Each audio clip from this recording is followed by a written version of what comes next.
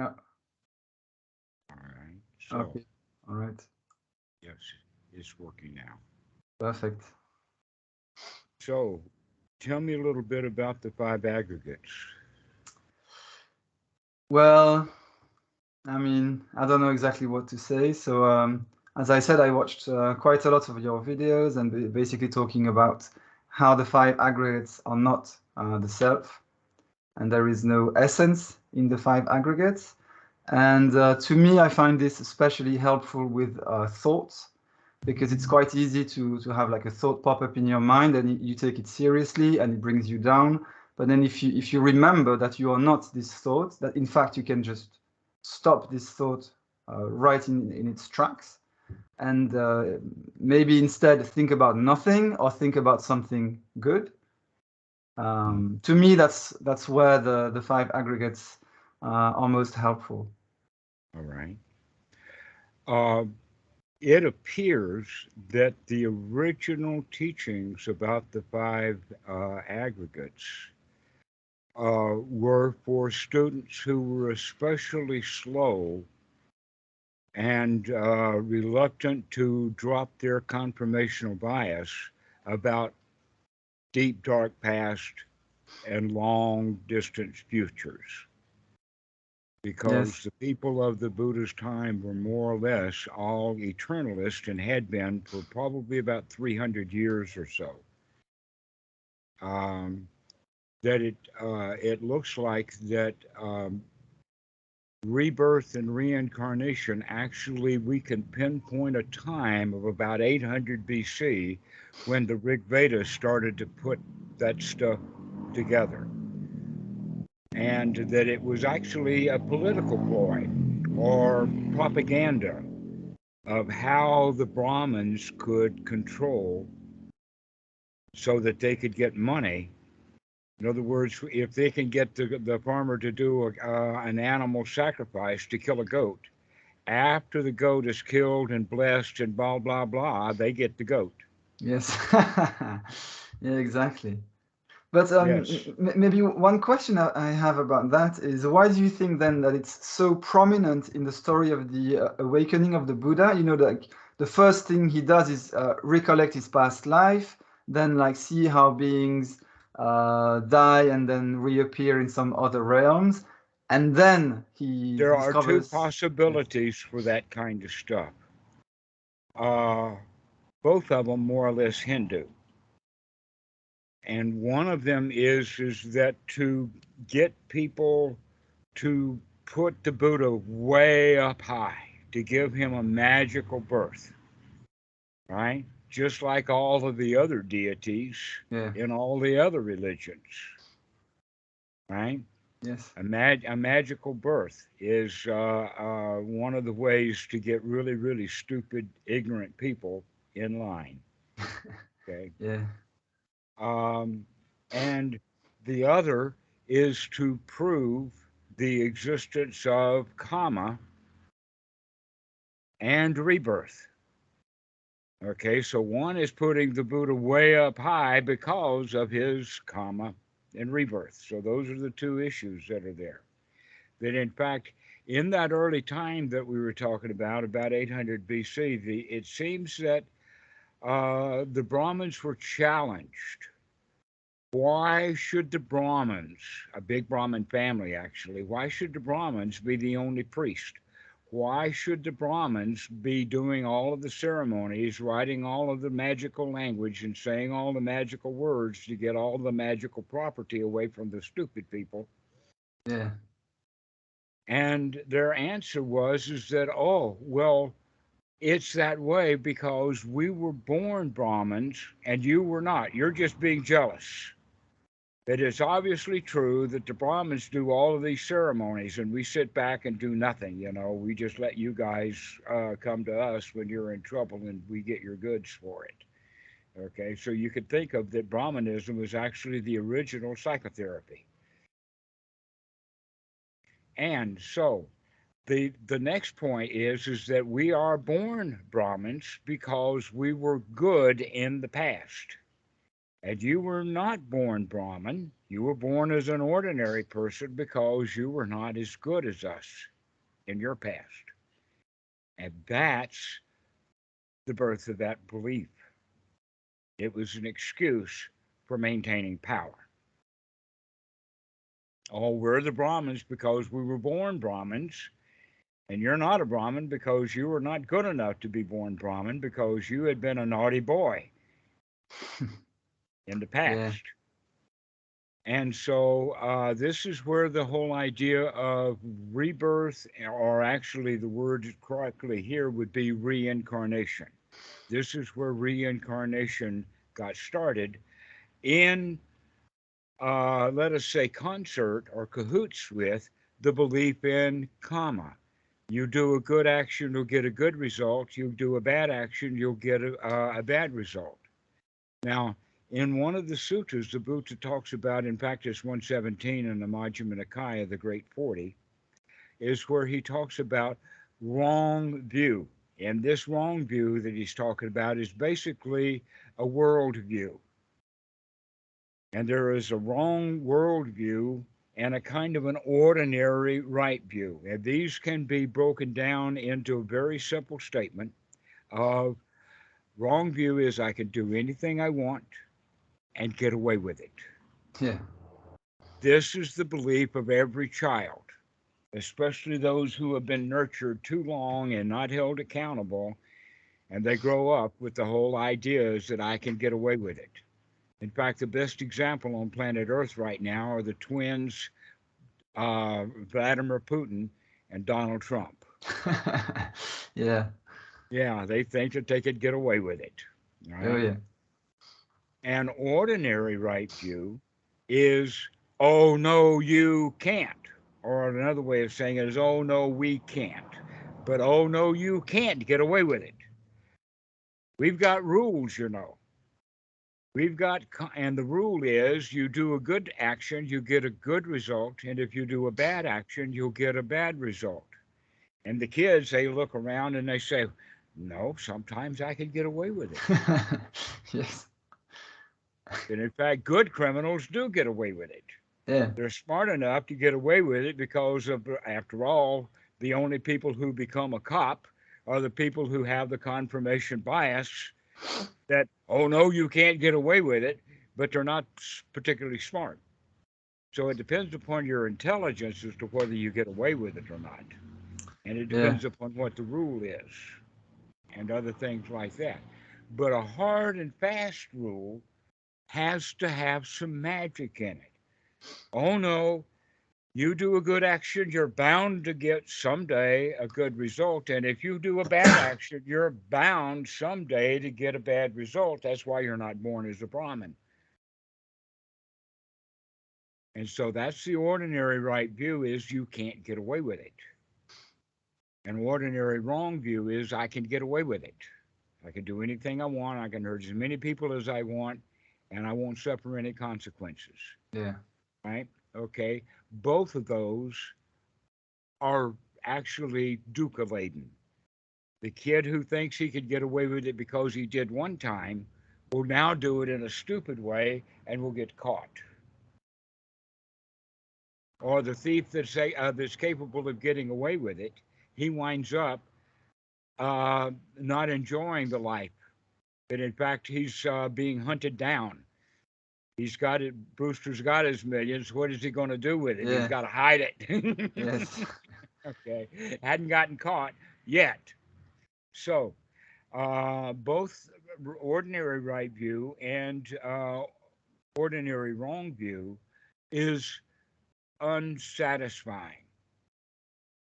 But the idea is that uh, in the ordinary right view, the way I talk about it is that oh no, you can't get away with it. We're going to hire the cops. Oh no, you can't get away with it. We're going to have teachers and uh, aunts and uncles and mommy and daddy are going to stand there and watch you. And if that's not enough, we're going to hire a priest and a preacher. They're going to buy. They're going to get a magic camera that's going to watch Yeah. you. And so this is the whole idea that it becomes eternalism. Eternalism means that over and over and over again, you still have actions that still need results. And it keeps going that way on and on and on and on and on. Is there a way out of that on and on and on and on? And when they say yes, finally, after so many lives of doing good things and getting enough good results, eventually I'll have enough merit that I can be born like the Buddha too, or maybe not even at all, right? That's what we mean by semi eternalism. But you got to put in lives and lives and lives of a whole lot of effort. Yeah. Why is that? Oh, it's because you also have to pay the Brahmins.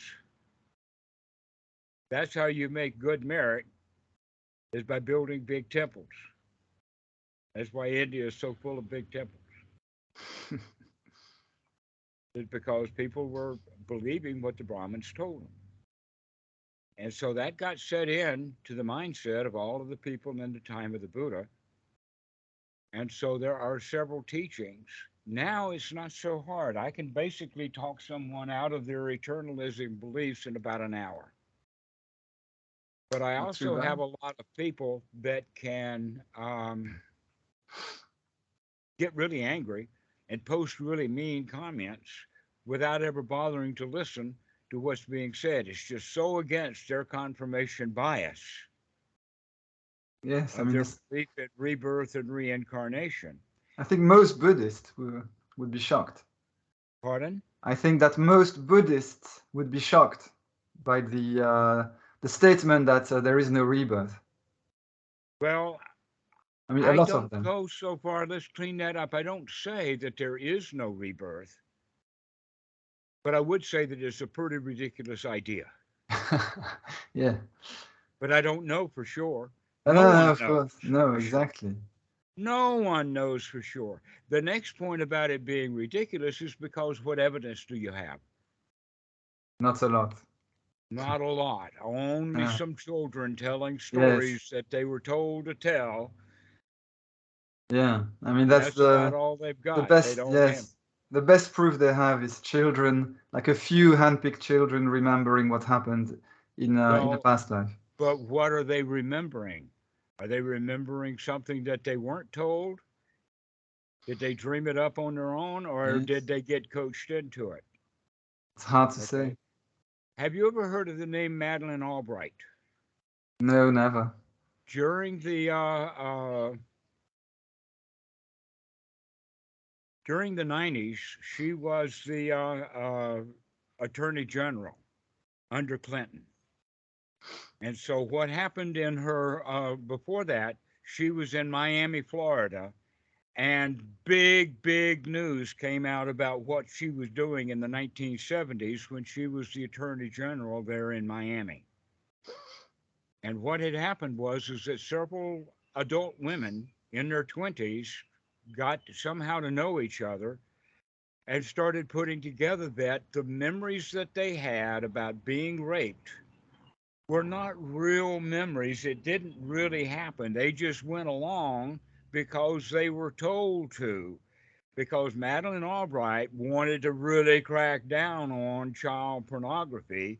And so the social workers would start questioning little girls and getting them convinced to tell these stories that put uncles, grandfathers, and other people in prison for no reason at all other than the Wow. confirmation bias. And then that started coming out in the 1990s. Okay. How close is that to memories of reincarnation? Yeah. Because these girls were 13, 12, that age when this was supposed to happen, or that was the age they were when they were convinced to turn Uncle Bob in. So that's what a confirmation bias is that we are convinced that things are true without any evidence at all other than hearsay. Yeah. And that's all you've got for reincarnation or rebirth is hearsay. And what would you say to the argument that maybe it's like a motivation to practice, Because if you think, okay, like in a few years, Actually, I'll be it's in a my coffin. motivation to Yeah, not practice. you think so? Oh, because you can practice later. Because I can practice later. I got all the time But in the world. but what about the idea that, you know, like our time on this earth is not so long. Pretty soon I'll be in my coffin, and then it will be like the traditional nibbana. Because like if, when you take the belief in rebirth, what is the How goal? The goal is traditional to do you want escape. to go? How are you going to be ultra orthodox or just orthodox? Because you're right, it's the orthodox. But ultra orthodox, no. In the time of the Buddha, the word nibbana meant nothing but cool. And Yes. using two examples. One is when an animal becomes domesticated, then they're chill. Another one was when food comes right out of the fire, it's too hot to eat. You need to Yeah. let it nibbana. The same thing is with the mind. Get the heat out of the mind and let it chill, let it cool off. That's what nibbana meant in the time of the Buddha. Yeah. But most people can only see that that's going to happen to them after they're in the moldy grave. Then they will chill. That's Yes. nibbana. And so In if fact, you, that's the highest peace. yeah. But the thing is, like, if there is no rebirth, then you will get that highest peace. No matter what you do, you can like I'm not practice interested now in whether or rebirth. You're yeah, going back to there is no rebirth. Let's make yeah, sure that yeah, you yeah. don't know. I don't know. Of course, I don't know. Okay. I have an Not open only mind. that, but let's stay with the point that it is irrelevant because Oh it yeah, doesn't have anything to do with how you live your life now. exactly. No, no. I'm playing devil's advocate. I'm not. This is not really my opinion. I These are know, things and I I've heard. appreciate it. And here comes the devil. I'm coming for you. Yeah. The devil of reality. Yes. I mean, I Okay. know because I've listened to your videos, I've read Buddhadasa's books, and I know that the answer is right now. It's the practice right now. I'm not interested in that anymore. It doesn't matter to me. But I know, unfortunately, that there are so many people, because I've read these things online, that make these points, like, oh, what's the point? Because, and it's hard, I think, to reach these people. Whereas I know for a fact that you can experience I'm not the even nirvana. Yeah, trying to. yeah, I don't reach at all. I'm yes, tired of it. Okay. I'm tired of grabbing and reaching and whatnot like that. If someone reaches out to me because they want to hear the Dhamma, then I'll respond. yes.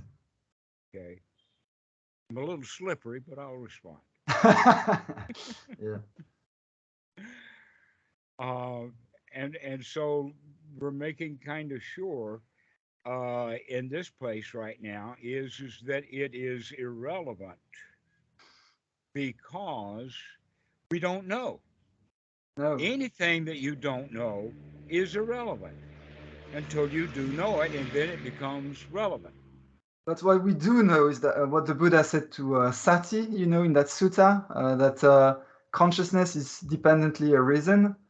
That is something Sutta you can number experience. 38, Yeah. right? Sati, son of a fisherman. Good. Yeah. You got Sati. Yeah, all right. Yes. I mean, that I mean, this is something you can experience. And so this can dispel the notion that there is this consciousness that's like, even in this life, there is no Hmm. such thing. So why would you think about like past life and next life when in this moment there is, it's Well, not the same like wait a minute. What the Buddha teaches is that consciousness, whichever definition that we have of it, and I've got two solid uses of the word consciousness, and also in Pali the word vinaya is used, and it's used exactly the same two ways. And so we'll talk about that for a moment later. However, the important point is no matter which of the two kinds of consciousness it is, they're dependently arising. yes, In that sutta, the consciousness is when you see it, when a sight that is a physical object with light gets to the eye and it contacts the eye, then the eye becomes conscious of that sight. But yeah, if there is no eye, if there is no sight to be seen, if there is only full darkness, then there is nothing to be conscious of.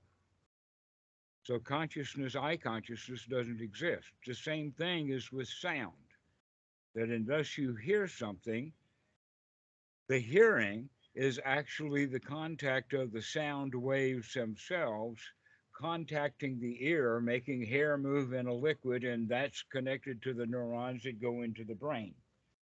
So, if there is no sound, then there is no consciousness of a sound.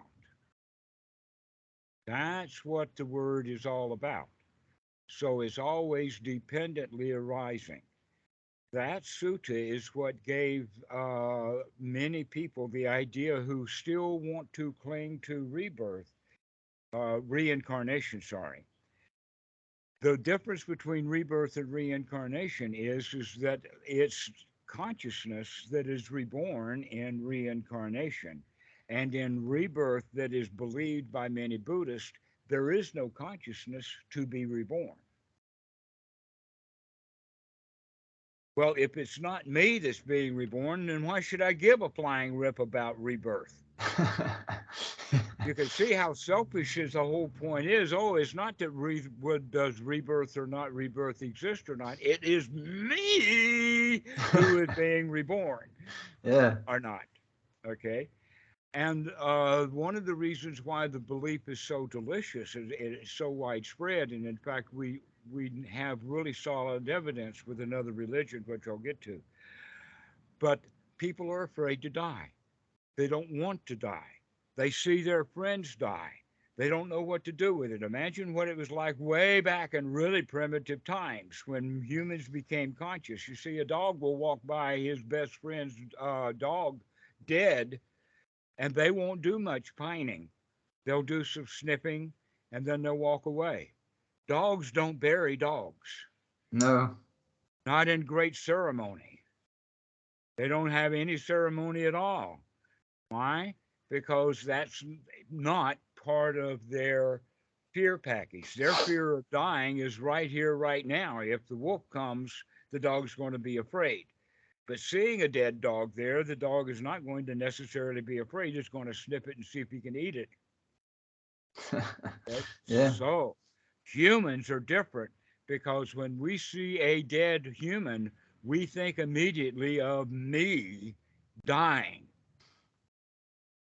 Yeah. That's why funerals have become such a big money maker. Oh, do we make a lot of money? And we have been making a whole lot of money a whole long time, all the way back to the time of the Buddha. In fact, at that time, the reasons why the Brahmins were so rich is because they owned all the land, because they required that as payment for a proper funeral. Guess what? They still do that in Varanasi. I've been to those funerals. Wow. They want land. Lots of land. Yeah. Okay, so it's a scam. It's a trap. People are afraid to die.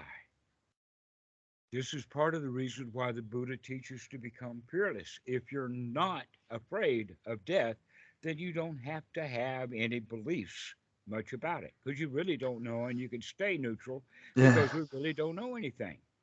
Except for one thing we do know, and that is since there is absolutely no evidence of an afterlife, why should we give a flying rip? Yeah. Why not go with the evidence that there is none? Because we got a whole lot of evidence that there is none. Houdini set up a whole lot of evidence. Back in from about the 1840s until the 1930s, in about a 90-year, actually more than 90, maybe 100-year period of time, seances were very popular. Do you know what a seance is? Oh, yeah, yeah, no, I know, yeah. Yeah, to Okay. contact the dead, right? Right. Yeah. Guess what? How many seances, real ones, do you have anymore? I'm not many. Like, so Not kids who want many. to Well, play. why were they even had them in the White House? Really? Wow. Yeah, Lincoln had because he lost a son. So let's have a seance, okay? Houdini, who was a master magician, sleight of hand magic, could take handcuffs off, could take the chain around his neck and get it up on his chin and then get it up on his forehead, and then you get it behind, which meant now all the chains fall right off of him. Okay, he did underwater tricks and all kinds of things, and so he knew the art of prestidigitation very well. But he was also very much like myself, really curious about what real magic was real. And so he started going to seances, and every one of them he exposed. Hmm. Big newspaper headlines and all of that kind of stuff. There, I don't remember their names, but there were two sisters who were very good at it. And he finally caught them when he recognized that when one of the women got up and walked around in the room that he saw her in, she was barefoot. But when she sat back down, she put her shoes back on. It's pretty strange, isn't it, if you can catch that? Yeah. Most people, they go barefoot when they're sitting and they'll put their shoes on when they get up to walk around. But this woman was different. What was happening was that the right shoe was connected under the floor. Wow. And so she could lift her feet up and move the wires back and forth to create all kinds of things in the room. God. Okay. And because that stuff was exposed in the 1930s and people were put in jail and that kind of stuff because they were making a lot of money off of it, it just stopped. Yeah, You of don't course. see any of them anymore. No. They got caught at it. Maybe maybe evangelical Christian preachers are going to get caught at it too, all in a group. But mostly they just get caught one at a time with either their hands in the panties or in the plate, one or the Yeah. other. So let's go now and talk about the five aggregates. Yes. Because anyone who sits down and begins to answer questions correctly and look at things can say for sure that who I really am is not the body.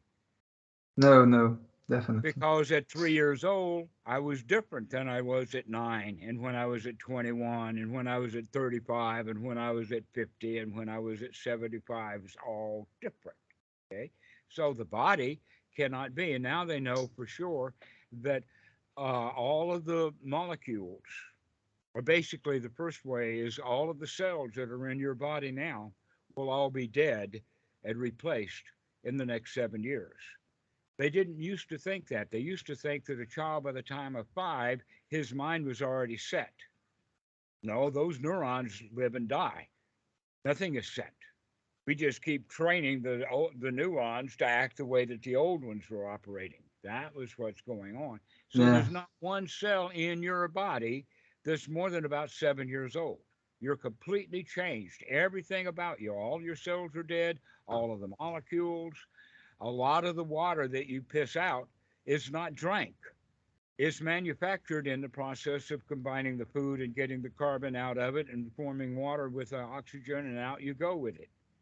Okay, so there's a whole lot of stuff in the body that's not you at all.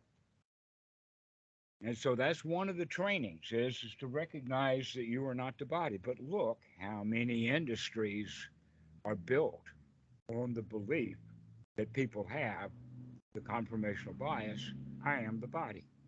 It sneaks up, it's easy. Oh yeah. Okay. It's big Look, money. the fashion industry, the lipstick and cosmetic industry, the perfume industry, Gucci, Prada. It's all vanity. It's all about I, me, and mine. Even clothing determines who you are. And Yeah. in fact, there's a concept called the clothes make the man that's not as important as it was many, many years ago. But everybody had to dress the scene in the old days. So if you're a businessman, you better dress like a businessman. Now that's not so much. Elon Musk will break that rule. Yeah. There's another one. Vladimir uh, uh, Putin, he wears a coat and tie, all straightened up. How does Vladimir Zelensky, the president of Of Ukraine, how does Ukraine. he dress? Not He as dressed smart. casually in Yeah. an army green T-shirt. He's not fitting the role, right? He's not dressed like like all of the other politicians. Okay, the same thing is true of the guy who's running for senator in Pennsylvania. He doesn't wear the traditional suit. There's the whole idea about the clothes make the man is beginning finally to fall apart. Yeah. But the clothes make the man actually is I am the clothes I wear. Yeah, they define me. Yeah. They define who I am. It defines the body. Let's look at some more industries. How about the sports industry? Yeah. And how about the the workout industry and fitness centers all over? I am the body. It is Yes. me who is running on this treadmill, Exactly. And my body has to be fit and because my then body has I to be will fit. I will look good. Yeah. Right. So I will look good, so that I will be a chick magnet. Exactly. Yeah. Yeah. Or better still, I will look good because I was told to look good. That's Yeah. expected of me. There's the rules. Okay? And in fact, a lot of the rules that we have reinforce our confirmational bias about I am the body. And if people can understand that one, that's the thread that is pulled. When people recognize, no, I'm not the body, I'm something else. Well, let's go a little bit deeper into it. Are you the feelings? Sometimes anger, sometimes sadness. And when Yeah. and in our society, we say, I am sad, I am angry, I am frustrated, but it's not me that's frustration. It's just there is frustration. At best, I am the one who sees the frustration. I'm the observer here, Yeah. but there's a little bit further that we can look at it, and that is that no self is necessary, just observation. We can have observation without an observer, just like we can have walking without a walker. You've heard that one, right? Yes. From Okay. Nagarjuna. Yes. All right. So I am the observer is where most people kind of the intermediate point, which would say then that rebirth is the intermediate point between reincarnation and not giving a flip. Okay. Yes. Just don't care. And that's where a lot of people get mixed up because they think that, oh, if I believe in reincarnation and you laugh at me, that means you believe that reincarnation doesn't exist. But nobody really knows. No. Yeah. Nobody knows. But what we do know is whatever it is that is reborn, it is not the body. It's For not sure not. resurrected. No. That's where a lot of people, in fact, that's the whole Muslim religion is founded upon that. That's why they love to cut up bodies and send the penis in that direction and the arms and legs and whatnot like that, because they have the belief is that the body is going to heaven. I really am the body. That's part and parcel of Islam. Yeah. And they have a lot of rules and rituals about it. The body's got to be buried within 24 hours of death. Actually, they have it on the same day. It's got to be Wow. buried the same day unless it's at night. And then he's buried the next morning. Got to do it. Otherwise, that body is not going to get to the right destination. You can't leave them out on the slab like they do in the morgue. They got to bury the darn thing. Okay. Yeah. Otherwise, it won't get to its proper destination. So there's a lot of beliefs about the body. We grew up in a society that believes in I am the body and supports industries like the clothing industry, the medical profession, the sports industries, the cosmetics, and all of that is just built into our society. And we as children are not wise enough to look up and say, Mommy, why do you put that lipstick on? It's expensive and you don't look any different. Oh, you look worse. You look worse with that. Not only that, but you get it all over my arm when you kiss me. Yeah. Okay, so We go then to the feelings. I am not my feelings. I am not the anger. The anger is there, but it's not me. No one is going to be permanently angry all the time. And yet, the whole idea of a soul is something that's the essence, is Yeah, permanent, it's always long there. lasting, it endures. Okay. Then, in fact, that's one of the problems of Buddhism being translated into English, is that it would have been more correct for it to say no soul, because that's more correct. In the sense that we can define soul, we can't define self very much. I mean, self driving, the car now has a self. We could give it a name, a Tesla, right? It's got self driving. All kinds of words, all kinds of uses for the word self. So we can't say that there is no such thing one way or the other. What we can say, though, is that there is selfishness. We can see it in ourselves sometimes and see it in others often. Yes. So there is such a thing as selfishness, but inherent existence is subject to investigation. So Nagarjuna uses the example of a chariot, but we can use the example of a motorbike or a PC or a chair or anything. So Nagarjuna asked permission of the king, can I, uh, let us say, order your people around to rearrange this? And so he said, take the wheels off and put them over there. Actually, take the spokes out and the hub out. Take the basket apart. Take the ridgepole and throw it over that way. Where's the chariot? The king has to recognize the chariot's in his mind. The Yes. chariot doesn't actually exist until the parts of it are rearranged into his mental concept of what a chariot is. Okay? That there is no such thing inherent as chariot. It's just a mental concept that's been manufactured. Same thing with an automobile. There's no such thing inherently as an automobile. It's made up of parts. Same thing with the body. There's no where if there is a soul, where is it? Is it at the tip of your nose? Is it on the third eye? Is it between your bowel movement place and the other place?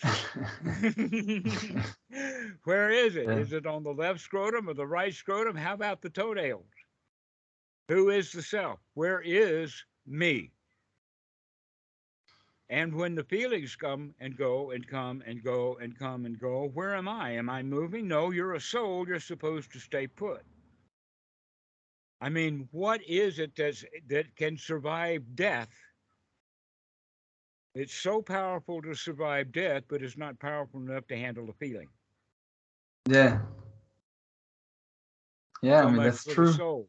Yeah, there's nothing much to the soul, but the word is misconstrued. I think that, in fact, to be honest with you, I think it was intentionally mistranslated because these were Christians.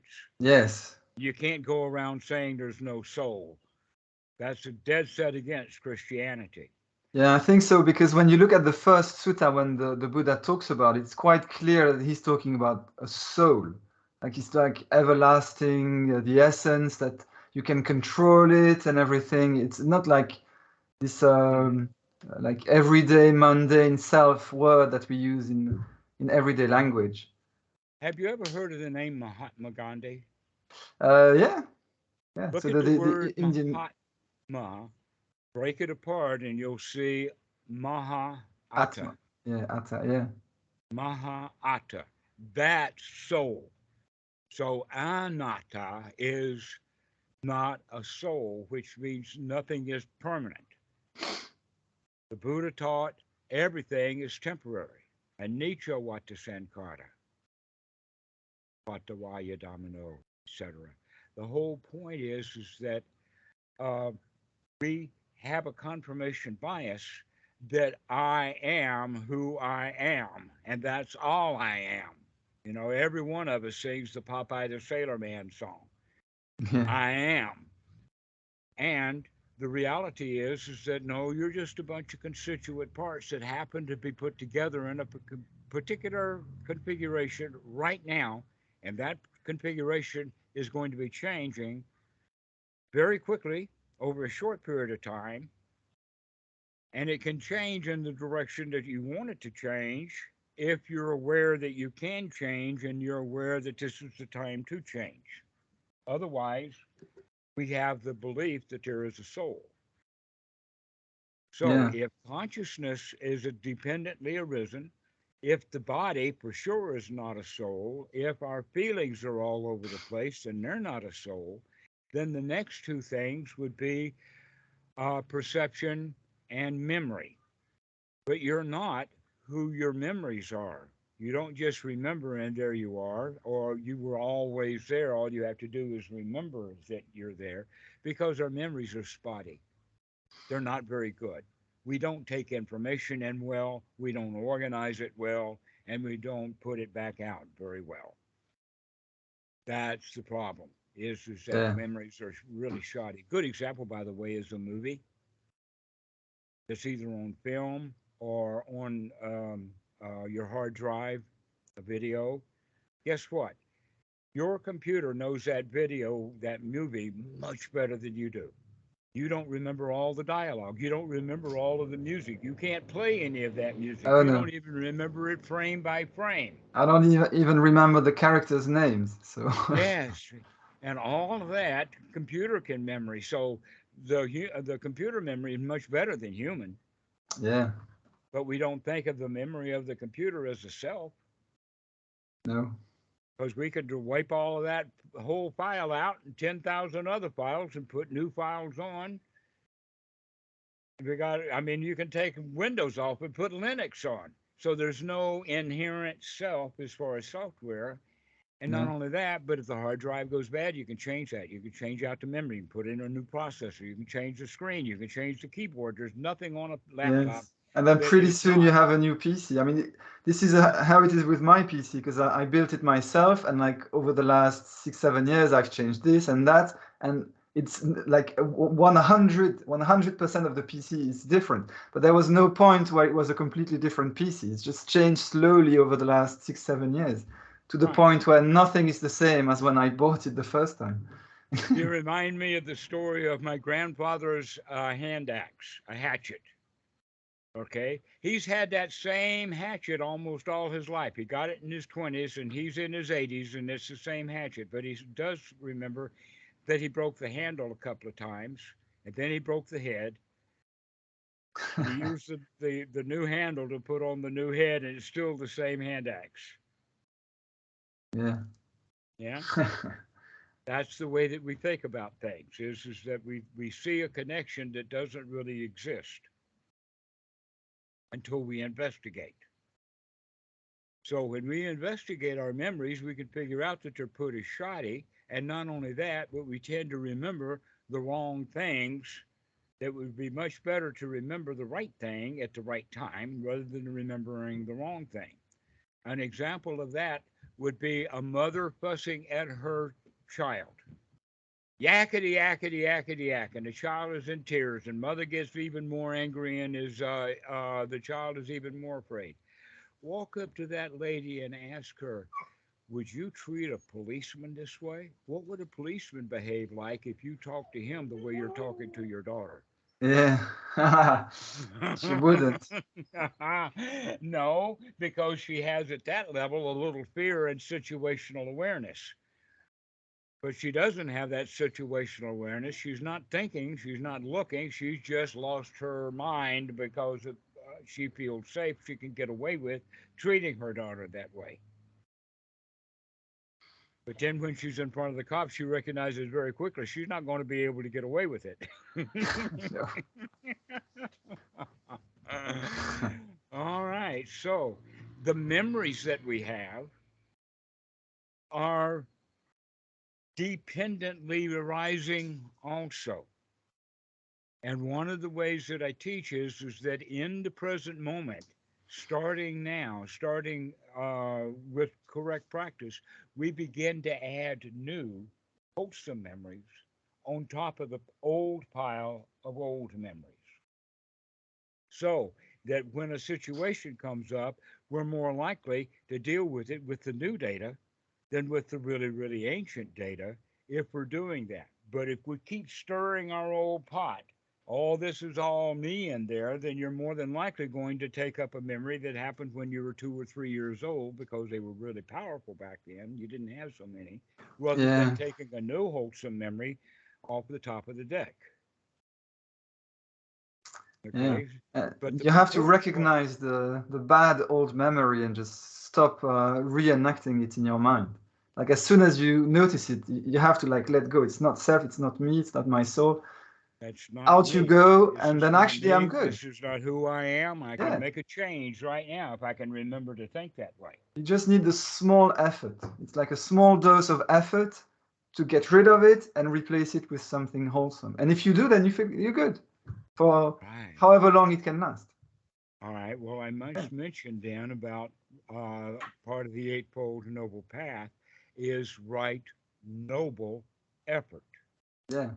Right noble effort is the very least amount of effort necessary to actually get the job done. Sometimes just a little nudge is all it takes. The example that I'm thinking about is the police car is chasing this dude down the highway, and all of the police in town are all in a fritter about it. They've even got a helicopter or something out there. And all the policeman has to do is to come up to the back of that other car that he's trying to chase and nudge it. Just give it a little nudge, and that guy's going to be spinning all over the road. Okay, that's the way that we need to think about the right effort is just a nudge in the right place at the right time to change the mind out of an unwholesome pattern into a wholesome pattern, which basically means it spins around and stops. Yeah. Okay, so uh, in that way, we're recognizing that we're not our memory system. So the last one on the list then is the fifth aggregate is perception. Now, perception actually means, if you look at the word to perceive or to precognize, or even to recognize or to recognize something. In other words, we make an understanding out of what we see. That we get curious sometimes of what's going on over there, and we try to put it together with what we know to figure out what's happening. Okay? When we do figure out what's happening, that's a new kind of consciousness. But it too is dependently arising. Now is depending upon perception and it's depending upon the original thing that we saw, consciousness, that was also dependently arising. If we'd shut our eyes, we wouldn't see it, and then we wouldn't be asking questions about it. So now we're digging into our memory and looking and finding out, and then to put that together to figure out what's happening. That is what we mean by perception. We're trying to understand what we're taking in as input. And so the input then is not what contacts us, it's what we've made of that input. We perceive that input using old data, even if that data is only 5 or 10 or 15 seconds old. That's how we know trajectories, is because we're watching it right now as it moves along right now. We can see exactly where it's heading. So Yeah. sometimes, if we're using recent past, our perception is pretty sharp. If we're using really, really old data, then our trajectories and our perception of how things are headed are going to get off. And so, this new kind of consciousness in the Pali is called a salayatana. The perception is called a namarupa and also sanya. And the memory systems are called sankara. You've heard that word before, I'm sure. The Oh sankara, yeah, definitely. There's a right? All of that old stuff, including some of it is fairly new. And the newer it is, the better it is to use in perception so that we come up with something that's quite accurate because it's really close. Our the output of perception, the salayatana. The word, by the way, sale means to be inside, and atana means the senses, the inner senses. And that's what contacts us. And that's what gives rise to feelings, because the feelings are already mixed in with the sankharas. In other words, we feel this time the way we remember that we felt last time this kind of event happened. So if you hear a loud noise as a child and you always duck, and then every time you hear a loud noise, you duck, then when you're an adult and everything happens, and now a brand new noise is happening, and we duck because Yeah. we're in the habit of ducking. Why? Because we're afraid. Yeah. But if we start listening very closely to what's going on, we can recognize, oh, well, I don't need to duck now. That noise is loud, but it's far away. It missed me. I don't have to duck. Yeah. All right. So this is how these five aggregates are taught, as in the sense of there is no self there. There's no self in our memory. There's no self in the way that the human mind processes data to come up with an answer. The answer that we come up with is closer and closer now to a self. But the five aggregates themselves, there's no self there. It's just sight and processing and coming up with a solution based upon our past. But the past is malleable, not fixed, no soul to it. No. Our perception is not fixed. Sometimes we feel like a nut, sometimes we don't. Sometimes we're all over the place, sometimes we're confused, sometimes we're spot on. Our perception is malleable. It's also dependently arising. No self, no soul, no essence of me is there anywhere. And when people begin to hear that, then they can stop clinging to the concept that there really is a me in here someplace that will survive death. Instead of Yeah. recognizing that no, whatever me is going to be dead long before the body dies. An example of Yes. that is Alzheimer's. Alzheimer's changes the personality completely. Oh yeah, I know. They even forget language and vocabulary and all kinds of stuff. Yeah, my That grandmother died from Alzheimer's, so I they've been have doing it, yeah. by the way, for a long time. The word Alzheimer's is a new word for an old problem. They called it dementia. They Yeah. called it senility. They called it crazy old age. Yeah. And so we changed the words for it as medical science wants to get their hands on it more and more, make some money off of it. We got to change the name of it. It's a new product now. But the point is that the person that was 15 is not the same person as 25, nor the same person at 45 or 75 or 95. That we go through changes, the personality changes. People stop being a Christian and start being an atheist, then they stop being an atheist and become a Hindu, and then they stop being a Hindu and start being a Buddhist, and then they, if they're lucky, stop being. Yes. And so this is why the five aggregates are taught the way that they are, is to work people through the understanding that what I thought of was me does not exist. But Yeah. whatever me is dependently arising. Yes, and I find that especially helpful if you have unwholesome thoughts. Then if you know that, you can really easily let go because you recognize the unwholesome thought. It's not you, it's not your essence, and you just stop doing that and you do something else that's wholesome, positive. It's wholesome, right? Yeah. You make that effort to make that change. Because Very little effort. if you believe that you are these unwholesome thoughts, then you don't want to let go. You're like, no, but I can't. These are my unwholesome thoughts. They are who Mhm. I am. No, but like you In can fact, we just start stop. arguing. They're not unwholesome. These are Yes, my thoughts. I Okay. need them. Yeah, I need them, right? Because who would I be if I didn't think this way? Yeah, exactly. But And if so they if you don't want know to that change. your essence is not to be found in any of these aggregates, then it's a lot easier to let go. There's no essence, in fact, anywhere, that we're always a moving target. Yeah, But which way we move is based upon causes and effects. Many of them could be habits, old sad cars that keep running us in the same circle. Those sad cars are not me. In other yeah, words, I behave the way that I used to behave until I'm nudged. But nobody's going to give a nudge to my mind except me. But when I yeah, nudge my mind and I'm not the same me as I was before, I've changed.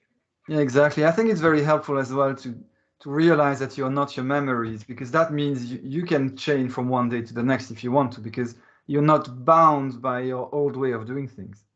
Hmm. Like literally, this is not me. Like it's gone, it's in the past. Now I'm acting this way and I I'm have a reacting this visual way. image that I've given students before, and that is imagine that your old past is like what we flush down the toilet, and it gets Oh, I'm losing you, Dhammarato.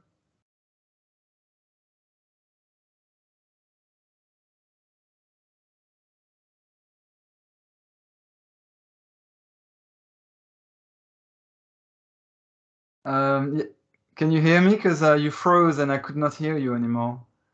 yes, Oh, okay. that's because a bang happened in our neighborhood, and the power is now out, but went out, but the power is back on now. Ah, okay. Yeah, and it looks like I it's took still this. recording. So, Yeah, it's still recording because this laptop is on battery. mm, Oh, there it is. Okay, so it's come back. I was going yeah, to turn the Wi-Fi on. All right. So where we're going with this is the five aggregates are an introduction into Paticca Samuppada. yeah, There's several suttas. One of the better ones is Sutta number 22, the simile of the snake. The last half of that sutta is about the five aggregates not being the self. And so when people begin to understand that their old ideas of what it was a soul needs to be revisited, now they're capable of beginning to practice the teachings of the Buddha.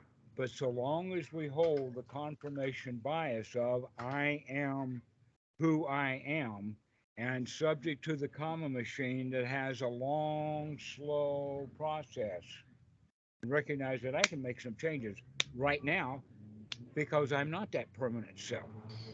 yeah, And so, in a way, the uh, the the belief in reincarnation and rebirth is the biggest fetter, the number one fetter that people have for practicing correctly. Personality view. Who am I? yeah, exactly. That's the whole thing. And if people, and so I would go so far as to say is that this then becomes the introduction into the teachings of the Buddha is to recognize that you are not set, you are not permanent, that you can change. If you don't get that and have the belief that, oh, I'm a soul, I'm a permanent, I'll be reborn and this and that, then there is no effort to practice correctly, no right, noble effort. We postpone it or we don't make the changes that we need to make. That's what really the whole thing is about the change is are we willing to take the right noble effort? And if we Yeah, believe in a soul, then we're not willing to take the right noble effort. So it's the number one fetter. If we can't yeah, get over that, then that means that we're stuck in I can't change. And the Eightfold Noble Path is about taking the right effort to change the unwholesome thoughts into wholesome thoughts. to change our attitude, to change our feelings, to change the way that we think. That's one's right effort, applied to the mind, applied to the feelings, applied to the body. We actually have to take the right effort to change the way that we breathe. We have to change our relationship to the body to start paying attention to what the body's doing right now, rather than identifying that, oh, I am the body, I am always the same thing, therefore I don't have to worry about the body. That way, when something does happen to the body, oh, I got to go to the doctor.